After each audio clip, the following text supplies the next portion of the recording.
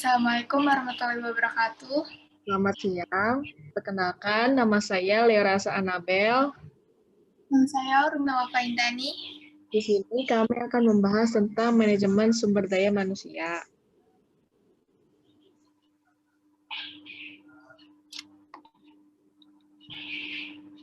Fungsi pengorganisasian dan manajemen sumber daya manusia. Dari konsep gimana, Le? Ya udah ganti-ganti. Iya, ganti-ganti. Yang ada buatnya nama gue yang baca, yang ada buatnya nama lu yang baca gitu. Iya, maksud gue gitu. Jadi dari awal. Dari konsep dasar fungsi pengorganisasian, di mana struktur organisasi dibentuk dan pekerjaan didesain. Maka langkah terakhir dalam fungsi pengorganisasian adalah penempatan sumber daya manusia ke dalam setiap bagian yang telah ditentukan dalam organisasi. Kegiatan ini seringkali dinamakan sebagai staffing. Manajemen sumber daya manusia sebagai bagian akhir dari fungsi pengorganisasian. Dengan demikian bisa menjembatani antara fungsi pengorganisasian dan fungsi pengarahan. Nah, manajemen SDM ini dilakukan sebagai sebuah cara untuk mendapatkan orang-orang yang tepat untuk menjalankan kegiatan organisasi. Alasan mengapa manajemen sumber daya manusia ditempatkan pada bagian fungsi pengorganisasian.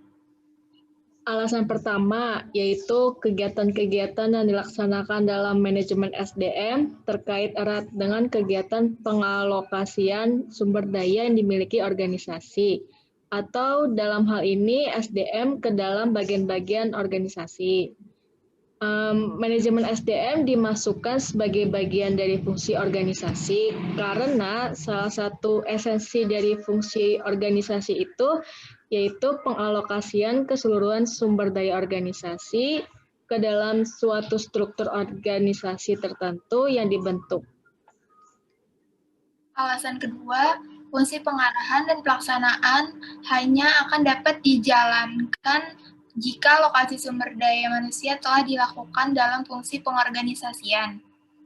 Siapa yang diarahkan dan dimotivasi misalnya. Sekiranya dalam fungsi pengorganisasian penempatan SDM sebagai bagian dari manajemen SDM belum dilakukan. Yang ketiga, SDM ditentukan dan ditempatkan di mana kegiatan menentukan dan menempatkan lebih cenderung berada di dalam fungsi perorganisasian. Misalnya seperti kegiatan memotivasi, mengarahkan yang bagian lain dari manajemen SDM, termasuk ke dalam fungsi pengarahan atau leading. Alasan keempat, dikarenakan ilmu sosial, khususnya ilmu manajemen tidak dapat dipisahkan satu sama lainnya dan saling berkaitan. Contohnya, kami berpendapat tidak terlalu menjadi masalah sekiranya manajemen SDM ini ditempatkan di bagian fungsi pengorganisasian maupun di bagian fungsi pengarahan.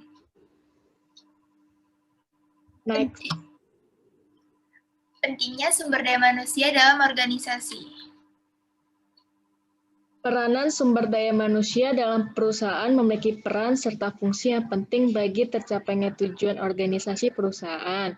Pengabaian terhadap salah satu bagian dari sumber daya manusia akan berimplikasi serius terhadap terhambatnya pencapaian tujuan perusahaan. Pengertian ini mencakup dari mulai memilih siapa saja yang pantas untuk memiliki kualifikasi seperti yang disyaratkan, terus perusahaan hingga bagaimana agar kualifikasi ini dapat dipertahankan, bahkan ditingkatkan serta dikembangkan dari waktu ke waktu. Manajemen sumber daya manusia merupakan proses yang berkelanjutan, sejalan dengan proses operasionalisasi perusahaan. Maka, perhatian terhadap sumber daya manusia memiliki tempat yang khusus dalam organisasi perusahaan. Dalam struktur organisasi perusahaan, di antara faktor yang perlu mendapat perhatian khusus dari para manajer yaitu manajemen sumber daya manusia. Karena setelah struktur organisasi didesain, kemudian setelah kewenangan dan tanggung jawabnya disusun, dan kerjaannya ditentukan, Maka langkah selanjutnya yaitu menentukan dan menempatkan SDM yang sesuai untuk setiap bagian dalam organisasi. Pengertian SDM. Manajemen sumber daya manusia bisa didefinisikan sebagai proses serta upaya untuk merekrut, mengembangkan, memotivasi, serta mengevaluasi keseluruhan sumber daya manusia yang diperlukan perusahaan dalam pencapaian tujuannya. Misalnya, pengertian ini mencakup dari mulai memilih siapa saja yang memiliki kualifikasi dan pantas untuk menempati posisi dalam perusahaan, atau the man of the right place, seperti yang disyaratkan perusahaan, hingga bagaimana agar kualifikasi ini dapat dipertahankan, bahkan ditingkatkan serta dikembangkan dari waktu ke waktu. Sumber daya manusia merupakan proses yang berkelanjutan sejalan dengan proses operasionalisasi perusahaan. Maka perhatian terhadap sumber daya manusia memiliki tempat yang khusus dalam organisasi perusahaan. Dalam struktur organisasi perusahaan, terutamanya perusahaan menengah dan menengah ke atas, selain direktur utama, bagian bertanggung jawab dan berfungsi mengelola urusan sumber daya manusia ini yaitu bagian sumber daya manusia atau biasanya lebih dikenal dengan bagian personalia. Adapun untuk perusahaan kecil-kecilan jumlah sumber daya manusia ini di bawah 10 orang seperti home industry atau bisnis warung, pengelolaan sumber daya manusianya langsung ditangani oleh sang direktur atau manajer atau bosnya. Posisi personalia dalam struktur organisasi perusahaan mengakui atau besar. Kok ada nama gue?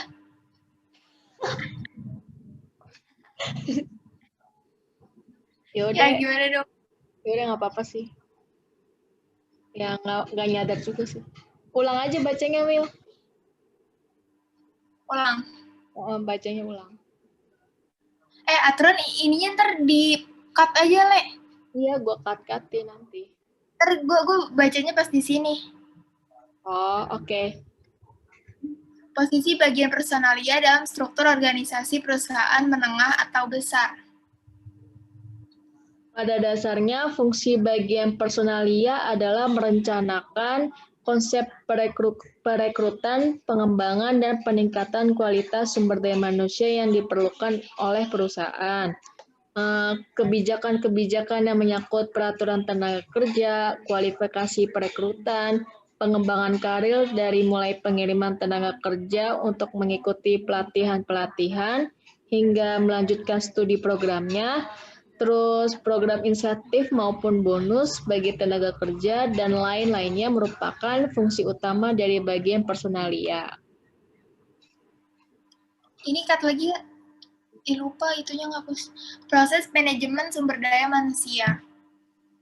Yang pertama ada Human Resource Planning, yaitu merencanakan kebutuhan dan pemanfaatan sumber daya bagi perusahaan. Yang kedua, Personal Procurement, mencari dan mendapatkan sumber daya manusia, termasuk di dalamnya rekrutmen, seleksi, dan penempatan, serta kontrak tenaga kerja. 3. Personal Development, yaitu mengembangkan sumber daya manusia, termasuk di dalamnya program orientasi tenaga kerja, pendidikan, dan pelatihan. Yang keempat, Personal Maintenance, memelihara sumber daya manusia, termasuk di dalamnya pemberian penghargaan, insentif, jaminan kesehatan dan keselamatan kerja, dan lain sebagainya. Yang kelima ada Personal Utilization, pemanfaatan dan pengoptimalan sumber daya manusia termasuk di dalamnya promosi, demosi, transfer, dan juga separasi.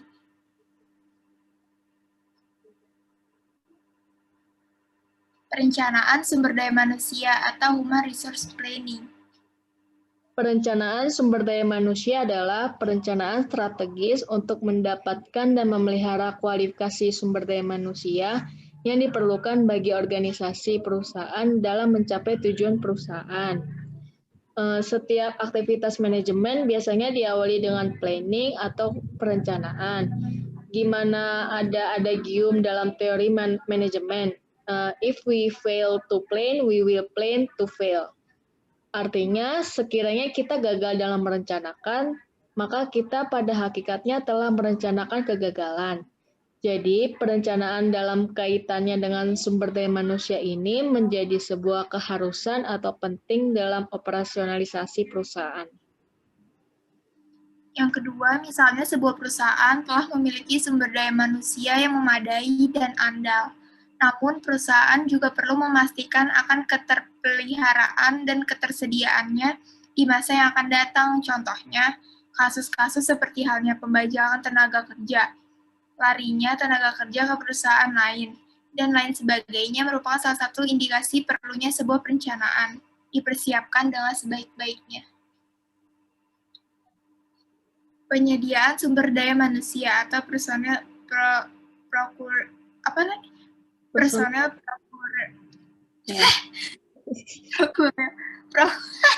Udah nggak usah ada. Lu aja deh baca. Oke. Penyediaan sumber daya manusia atau personal procurement. Setelah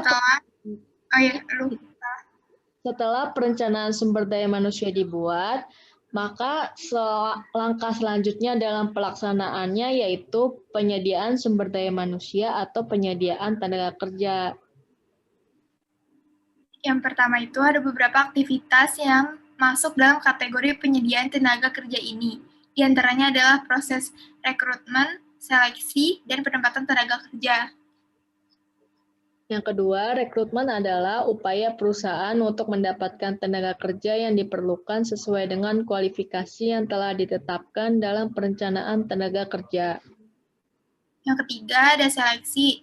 Seleksi adalah upaya untuk memperoleh tenaga kerja yang memenuhi syarat kualifikasi dari sekian banyak pendaftar atau calon tenaga kerja yang dimiliki oleh perusahaan dari proses rekrutmen tadi. Lalu yang keempat ada penempatan. Penempatan adalah proses pemilihan tenaga kerja yang disesuaikan dengan kualifikasi yang dipersyaratkan serta menempatkannya pada tugas yang telah ditetapkan. Pengembangan sumber-sumber penawaran personalia. Semakin besar dan banyak sumber-sumber penawaran, semakin besar juga kemungkinan bagi perusahaan untuk menemukan personalia dengan kualitas yang dibutuhkan. Contohnya, sebagian dari manajer-manajer efektif yang menyadari hal ini mengembangkan dan memelihara berbagai sumber penawaran yang berbeda. Sebagai contoh, jalinan kerjasama antar perusahaan dengan universitas-universitas dalam penarikan tenaga kerja. Nah, di sini ada bagan. Jadi bagan ini memperjelaskan ada dua kelompok sumber dari mana karyawan dapat ditarik untuk mengisi suatu jabatan tertentu dari dalam organisasi dan dari luar organisasi. Manajer lebih menyukai untuk menggunakan sumber internal karena hal ini dapat memotivasi personalia sekarang. Tapi bagaimanapun juga, perusahaan memerlukan penemuan orang yang tepat untuk memenuhi suatu kebutuhan jabatan dari sumber eksternal. Banyak organisasi menggunakan kombinasi dari kedua sumber yang ada. Contohnya, adanya kemajuan teknologi, misalnya komputer. Manajemen dapat menarik operator dari dalam perusahaan yang diberi latihan terlebih dahulu, dan programmer dari luar perusahaan.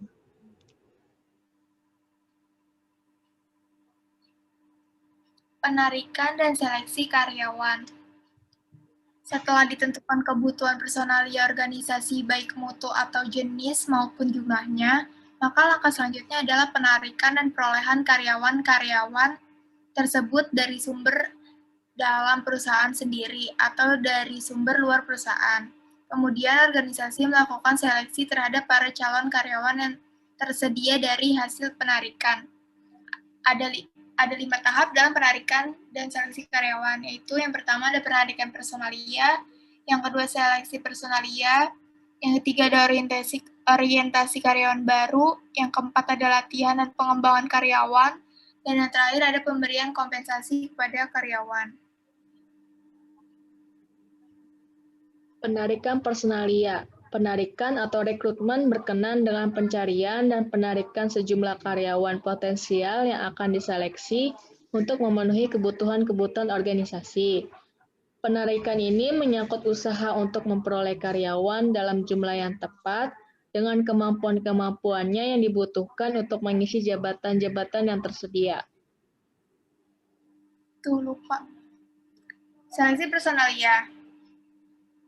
Yang pertama itu ada seleksi, Seleksi ada pemilihan seseorang tertentu dari sekelompok karyawan-karyawan potensial untuk melaksanakan suatu jabatan tertentu.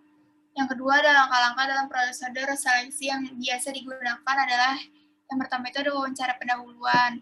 Yang kedua pengumpulan data-data pribadi atau biografis. Yang ketiga ada pengujian atau testing. Yang keempat ada wawancara yang lebih mendalam. Yang kelima ada pemeriksaan referensi prestasi. Yang keenam ada pemeriksaan kesehatan. Yang ketujuh ada keputusan pribadi. Dan yang terakhir ada orientasi jabatan. Orientasi karyawan baru. Setelah diseleksi, karyawan ditempatkan pada suatu pekerjaan dan diperkenalkan dengan organisasi melalui berbagai bentuk orientasi. Nah, tahap orientasi merupakan kegiatan pengenalan dan penyesuaian karyawan baru dengan organisasi.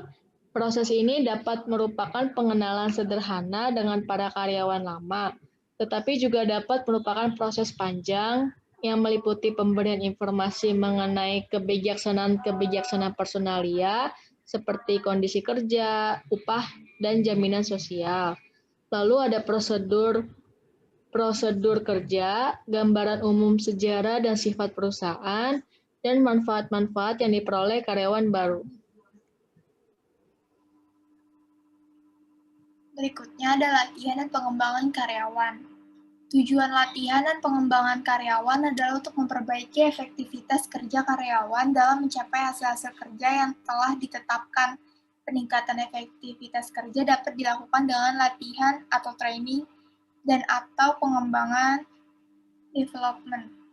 Latihan dimaksudkan untuk memperbaiki penguasaan keterampilan-keterampilan dan teknik-teknik pelaksanaan pekerjaan tertentu, terperinci dan rutin. Pengembangan mempunyai ruang lingkup lebih luas dalam pengembangan dan peningkatan kemampuan, sikap, dan sifat-sifat kepribadian. Pengembangan dibutuhkan untuk menyesuaikan diri dengan kemajuan teknologi. Sebagai contoh, para akuntan sekarang memerlukan pemahaman, kemampuan, dan proklamasi komputer. Dan yang terakhir ada pengembangan juga dapat meningkatkan kepuasan kerja karyawan. Misalnya, bila karyawan menjadi lebih terlatih, terdidik, dan lebih ahli, mereka mempunyai perasaan berguna dan percaya diri lebih besar. Pemberian kompensasi kepada karyawan.